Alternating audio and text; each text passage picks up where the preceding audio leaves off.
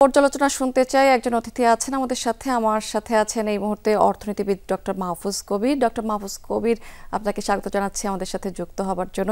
এই যে ভারত সরকার দুদিন পর পর বিভিন্ন ধরনের বিধিনিষেধ দিচ্ছে, 3 মাসে 3 দফা, আসলে ভারতের এই ধরনের বিধিনিষেধের কেমন ধরনের আসলে প্রভাব পড়তে পারে আমাদের দেশের আন্তঃবাণিজ্যে? আর এইটা ওইটা না, কাপড় ধোয়ার একটাই সলিউশন, চাকা অনেক ওয়ান। হ্যাঁ, এখানে পাট এবং পাটজাত পণ্য যেগুলো রপ্তানি হবে বাংলাদেশ থেকে, তো সেগুলা যদি মুম্বাইয়ের যে নবসেবা বন্দর সেখান দিয়ে যদি হয়, তাহলে সেক্ষেত্রে কিন্তু অনেক সময় লাগবে। আর একই সঙ্গে এটাও সত্য যে আসলে ভারতের যে পাট কলগুলো, সেগুলোর লোকেশনটা কিন্তু এই পশ্চিমবঙ্গের আশেপাশে, অন্য জায়গাগুলোতে কিন্তু খুব বেশি নেই।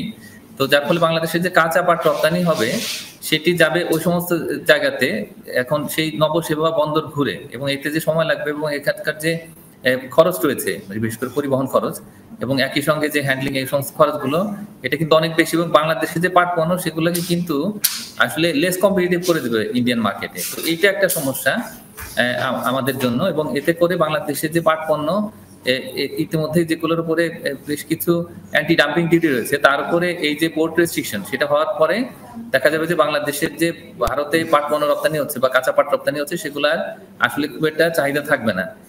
এটাই হলো মূল আমাদের প্রভাব পড়বে এই রপ্তানির ক্ষেত্রে।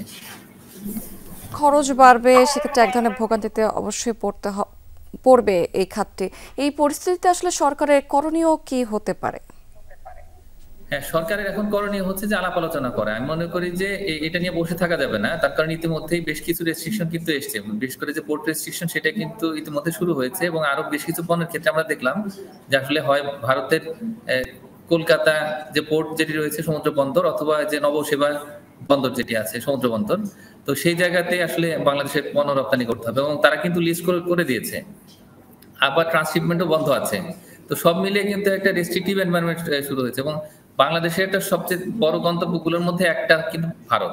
তো সেখানে $2 বিলিয়ন বেশি এক্সপোর্ট হয়। এখন এই পাটের ক্ষেত্রে একদিকে অ্যান্টি ডাম্পিং ডিউটি রয়েছে, অন্যদিকে এই যে পোর্ট রেস্ট্রিকশন এটা হলে তো যে সমস্যা হবে, সেটা থেকে বের হয়ে আসার জন্য আসলে আমাদের আলাপ আলোচনা করতে হবে। ইতিমধ্যে আমরা যেটা দেখতে পেয়েছি যে ভারতের পররাষ্ট্র মন্ত্রণালয় থেকে বলা হয়েছে যে অনুকূল পরিবেশে আলাপ আলোচনা হবে, কিন্তু অনুকূল পরিবেশ তো তৈরি করে নিতে হবে, এবং এটার জন্য আমি মনে করি যে এখন বাণিজ্য মন্ত্রণালয় থেকে একটা প্রোঅ্যাক্টিভ মেজার নেওয়া দরকার, এবং তাদের কাছে একটু জিজ্ঞাসা করা দরকার যে তারা এটা কেন করলো, এবং এটা সমাধান করার জন্য তারা কি চায়। তো সেই বিষয়গুলো একটু জানতে হবে, এবং তারপরে আলাপ আলোচনা শুরু করতে হবে।